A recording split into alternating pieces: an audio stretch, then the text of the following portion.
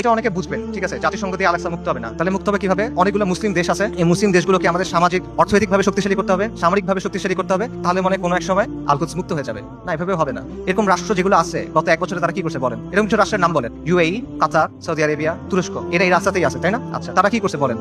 সর্বপ্রথম যে রাষ্ট্র ইসরায়েলের সাথে নর্মালাইজেশন করছে, প্রথম যে রাষ্ট্রগুলো করছে তার মধ্যে একটা হলো ইউএই। ইসরায়েলকে সবচেয়ে বেশি অস্ত্র সাপ্লাই দেয় আমেরিকা। সেই অস্ত্র ইসরায়েলে পৌঁছায় কিভাবে? যে রুটগুলো ব্যবহার হয়ে পৌঁছায় তার একটা হলো কাতারে। গাজায় যে অস্ত্র দিয়ে আপনার ভাই বোনকে হত্যা করা হচ্ছে, সেই অস্ত্র এসে প্রথমে পৌঁছাচ্ছে কাতারে। সৌদি আরব কি করতেছে? একদিকে পেছনে নর্মালাইজেশনের চেষ্টা করতেছে, আরেকদিকে মরুভূমির মধ্যে কনসার্ট হচ্ছে।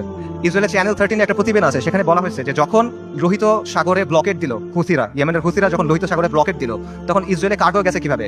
দুবাই, জর্ডান এবং সৌদি আরবের মধ্যে দিয়ে। আর তুরস্কের কথা আপনি বলবেন, মানে তুরস্কের অনেক রেটরিক আছে, অনেক কথা তুরস্কের বিরুদ্ধে বললে অনেকে মন খারাপ করেন। আমাকে বলেন যে তুরস্কের বাস্তবতা কি? তুরস্ক কি করছে আমাকে বলেন। তুরস্কের বাস্তবতা হলো তুরস্ক নেটোর সদস্য।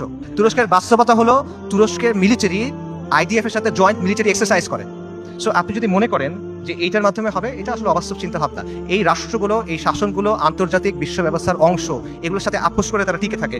এবং আধুনিক মুসলিম রাষ্ট্রগুলো, তথাকথিত মুসলিম রাষ্ট্রগুলোর যে শাসন ব্যবস্থা, এটা হলো ঔপনিবেশিক শাসন ব্যবস্থার ধারাবাহিকতা। আমাদের এখানে ইসলামী শাসন ছিল, ফিরিঙ্গিরা এসে তাদের শাসন ব্যবস্থা চাপাই দিছে, এখন এই রাষ্ট্র এবং এই শাসকরা সেটাই কন্টিনিউ করতেছে। এটা হলো রিয়ালিটি। কাজে বিশ্ব ব্যবস্থা যদি দুর্বল হয়, এই শাসকদের মস্তক কেঁপে উঠবে।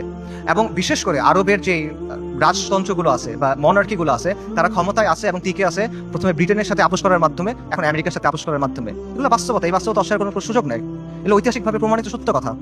কাজেই এরা কখনোই এমন কোনো কাজ করবে না যেটা এই বিশ্ব ব্যবস্থার বিরুদ্ধে যায়। তারা যদি আন্তরিকভাবে চায়ও, তাহলে তারা এটা করতে পারবে না। তারা অ্যাট বেস্ট এটা ম্যানেজ করতে পারবে, এবং এটি তারা চেষ্টা করে ম্যানেজ করা, যে 2 লক্ষ মানুষ মারা গেছে, আমরা একটা বিবৃতি দিব, এটুকুই তারা করবে। এইটাই ম্যানেজ করার চেষ্টা করবে তারা।